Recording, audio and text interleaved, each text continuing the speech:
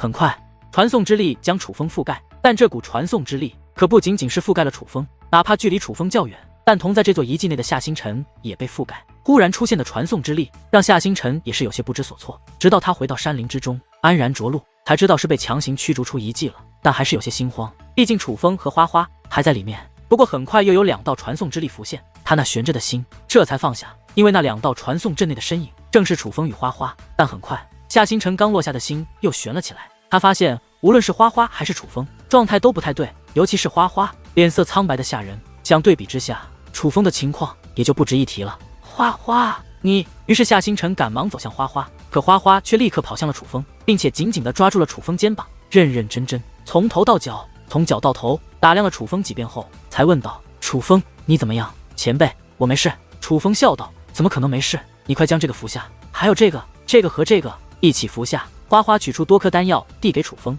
前辈，我真没事，不必服用丹药。”楚风看得出这些丹药极其珍贵，而自己的情况若是服下这些丹药，那就是浪费了，快服下。但花花却趁着楚风说话之际，直接将那一手掌的丹药全都拍到了楚风嘴巴里，甚至还直接释放结界之力，将那些丹药淬炼融入楚风体内。毕竟对方修为在自己之上，当楚风反应过来时，已经为时已晚，是想拒绝也没机会了。坐下坐下，我帮你催动，见效快一些。逼迫着楚风服下丹药后，花花又想拽着楚风坐在地上，这一幕将夏星辰看得一愣一愣的，小嘴都张开好一会了，直到此刻才缓过神来，于是一个箭步窜到2人身前，将花花从楚风身边拉开了。“等一下，等一下，花花，你干嘛呢？”夏星辰看向花花：“我在替楚风疗伤啊。”花花解释道：“可是明显你才是负伤更重的那个吧？”夏星辰道：“星辰姐姐，你不知道那座阵法有多凶险，楚风他什么啊？怎么说他的情况都比你好太多了，你这丫头怎么回事？快坐下，我来替你疗伤。”夏星辰也不听花花的话，强行将她按得坐在了地上。花花还想挣扎，于是楚风也是笑着对花花说道：“前辈，我真的没事，不信你观察一下。不相信我的话，你还不相信你的结界之术吗？”楚风直接将花花的手拿起，放在了自己的脉搏处。花花观察后发现楚风真的没有大碍，可他却道：“我已经没那么相信我的结界之术了，你这丫头胡说八道什么呢？脑袋都不清楚了吗？”夏星辰将花花的手从楚风手腕处拉了下来，旋即对楚风说道：“楚风，你别管了，你也负伤了，快去调养一下，花花交给我就行了。”随后夏星辰便强行帮助花花疗伤。花花本就虚弱，自然拗不过夏星辰，至于楚风本来就没有大碍，再加上花花的丹药现在属于精力旺盛了，而花花其实也无大碍，只是精神不太稳定，调整即可。于是楚风将目光投向了那座移动宫殿所在的位置，移动宫殿不见了，而先前移动宫殿所在位置没有留下任何残留的气息，可以说是走得干干净净。虽然什么都观察不到，可楚风还是若有所思。其实此刻他的内心受到了不小的震撼，先前关于远古与当代的言论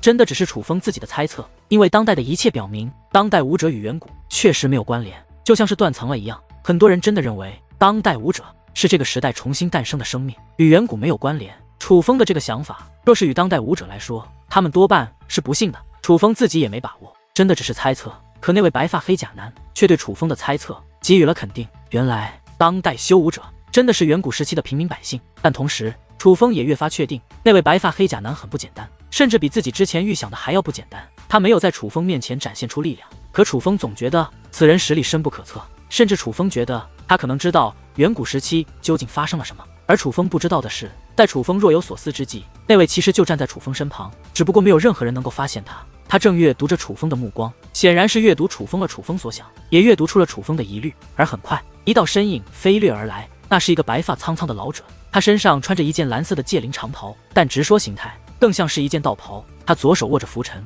身后背着一把长剑，但那把长剑很特别，并非钢铁打造而成，竟是用黄色符纸包裹而成。这位正是摘星道长，但是哪怕是他也无法发现白发黑甲男。楚风看到摘星道长，赶忙施以一礼，拜见摘星道长。不用别人介绍，楚风也知道这位定然就是摘星道长。楚风，终于见面了，咱们可是自家人，无需多礼。摘星道长看到楚风也是快步上前，笑盈盈地打量着楚风，那个眼神就像是一个长辈看到一个多年不见的后辈，这可比花花第一次看到楚风时亲切多了。而此刻夏星辰与花花也是注意到了摘星道长，二人皆是起身施礼。花花，你这伤是怎么回事？摘星道长也是上前问道，而花花不敢怠慢，将事情的经过全部告知了摘星道长。回去再说。得知经过后，摘星道长眉头微皱，他察觉到事情不简单，于是便带着楚风等人离开了此地。至于白发黑甲男依旧站在这里，目送楚风等人离开，直到楚风等人彻底消失在远处天际，他才将目光收回。忽然，白发黑甲男脚步一踏，